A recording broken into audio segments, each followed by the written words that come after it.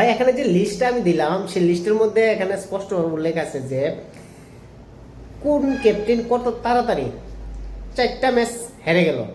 অর্থাৎ এখানে টপের মধ্যে যে দেখতাছি নামটা, প্রথমে আমরা জানি যে সবার অবাক করা একটা ক্যাপ্টেন শ্রেয়াস আইয়ার, তার কেরিয়ারের 5 ম্যাচের মধ্যে 4 ম্যাচেই হেরে গেল। তারপরে দ্বিতীয় স্থানের মধ্যে যদি আমরা দেখি সেখানে বিরাট কোহলি, যে 9 ম্যাচ লেগেছে তার 4টা ম্যাচ হারতে।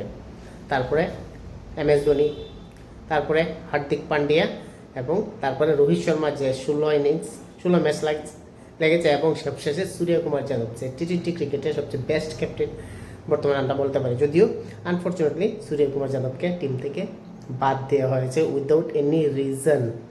আর তারই কিন্তু খেসারত এই টিম ইন্ডিয়ার T20 স্কোয়াড বারবার দিচ্ছে, আবার প্রমাণ করছে যে কেন সূর্যকুমার যাদব T20-র জন্য একটা বেটার ক্যাপ্টেন।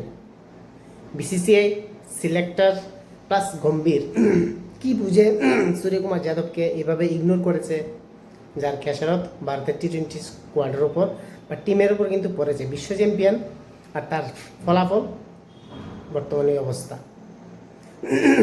খুব বাজেভাবে হারছে।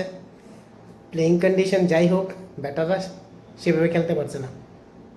কি বলুন, সূর্যকুমার যাদব কি আবার T20 টিমের ক্যাপ্টেন হওয়া দরকার, নাকি শ্রেয়াস আইয়ারকে বাদ দিয়ে শুভমান গিলকে ক্যাপ্টেন করবে বা অন্য নতুন কোনো ক্যাপ্টেনকে নিয়ে আসবে? কমেন্টে জানাবেন।